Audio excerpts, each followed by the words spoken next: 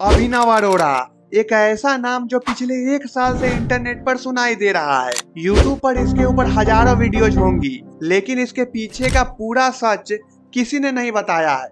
आखिर कौन है इसके पीछे का मास्टरमाइंड और वो चाहता क्या है, आइए इस वीडियो में डिकोड करते हैं। साल 2020 कोरोना का समय। इसमें अभिनव के पिताजी तरुण राज अरोड़ा एक कंपनी खोलते हैं जिसका नाम होता है फालूदा एक्सप्रेस, जो कि नहीं चलती। जुलाई 2021 को दिल्ली के एक सिविल कोर्ट में केस होता है फालूदा एक्सप्रेस और तरुण राज अरोड़ा के ऊपर।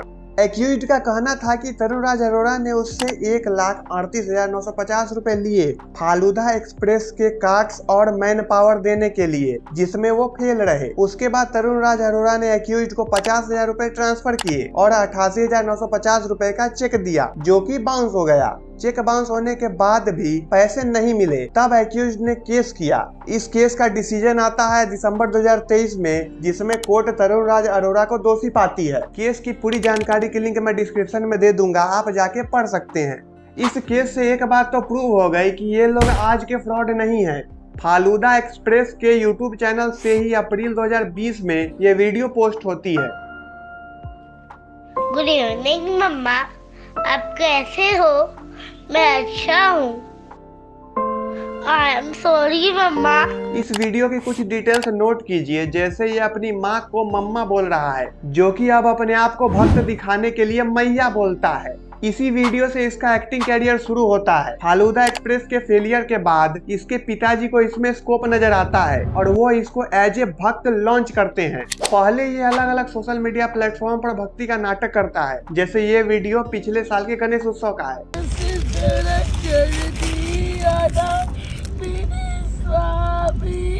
अब इस वीडियो में देखिए कैसे ये अपने आप को भक्त दिखा रहा है। शाम के प्यार में पागल हुई वो शाम दीवानी। इन सब के बाद जब इसकी वीडियो सोशल मीडिया पर वायरल होती है तो लोग इसको ट्रोल करने लगते हैं। तब ये बड़े बड़े संतों के पास भी पहुंचने लगता है, लेकिन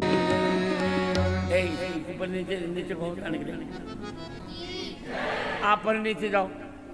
इसके बाद एक वीडियो में रामभद्राचार्य जी इसको मूर्ख भी बताते हैं। अभिनव अरोड़ा इतना मूर्ख लड़का है वो। इतना ही नहीं, ये इस्कॉन टेम्पल में रील बनाने भी जाता है और असली भक्तों के बीच में जबरदस्ती बैठ के रील बनाता है। इतना सब होने के बाद इसकी छवि सुधारने के लिए इसके पिताजी इसको कुछ चीजें रटवा देते हैं, जो ये हर इंटरव्यू में जाके वही बोलता है। विद्यालय में पूरा दिन मेरा अच्छा जाता है। विद्यालय में मेरा पूरा दिन उत्तम जाता है। विद्यालय में हर दिन अच्छे से अच्छा जाता है। विद्यालय में मेरा पूरा दिन उत्तम है। फर्क नहीं पड़ता कि जमाना क्या कहता है, मुझे तो ये पता है कि कान्हा मुझे अपना कहता है। मुझे नहीं फर्क पड़ता कि जमाना, मुझे फर्क नहीं पड़ता, मुझे फर्क नहीं पड़ता। 3:30 बजे जब जाता हूँ, 3:30 बजे, 3:30 बजे मैं सुबह 3:30 बजे में 3:30 बजे आप 50 साल की उम्र में भक्ति करने लगे हो, भक्ति नहीं है। यदि आप 50 साल की उम्र में, यदि आप 50 साल की उम्र, अगर आप 50 साल की उम्र में करने लगे तो वो भक्ति नहीं है ना। भक्ति तो कम उम्र से ये शुरू की।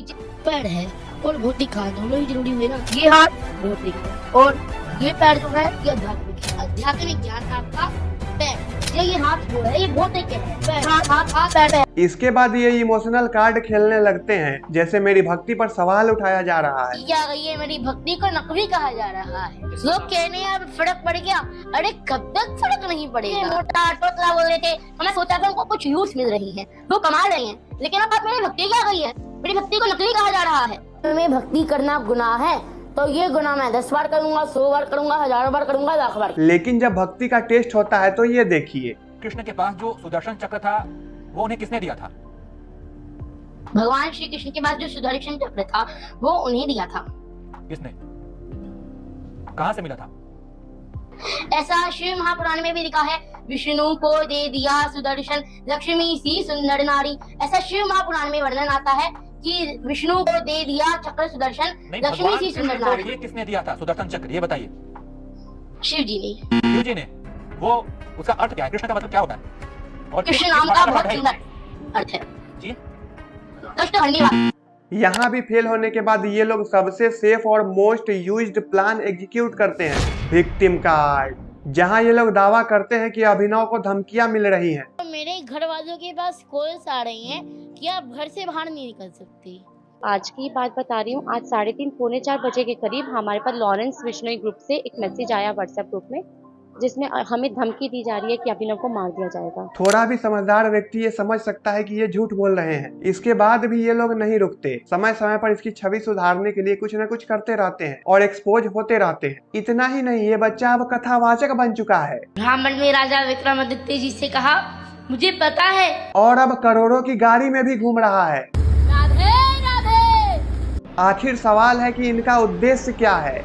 इनका एकमात्र उद्देश्य है पैसे कमाना। ये जानते हैं कि सोशल मीडिया पर कितनी भी ट्रोलिंग होगी, ग्राउंड लेवल पर अब भी भोले भाले लोग हैं जिनको ये मूर्ख बना के पैसा कमा लेंगे। ये बस एक्टर्स हैं, इनका धर्म से दूर दूर तक कोई लेना देना नहीं है। ये लोग बस अपनी जेब भरने आए हैं। गलती इनकी नहीं है, गलती है हम लोगों में से ही उनकी, जो धर्म को स्वयं नहीं जानना चाहते, जो शास्त्रों को नहीं पढ़ना चाहते, इसलिए ठगे जाते हैं। यही लोग सनातन को बचाने की बात करते हैं, यही लोग अंधभक्त कहने पर चिढ़ जाते हैं, लेकिन अंधभक्ति में यही लोग सबसे ज्यादा आगे रहते हैं और ऐसे ढोंगियों को प्रोत्साहित करते हैं। हम आपसे मिलेंगे अगली वीडियो में किसी नए टॉपिक के साथ। तब तक माँ दुर्गा के 9 रूपों के बारे में जानने के लिए यहाँ क्लिक करें।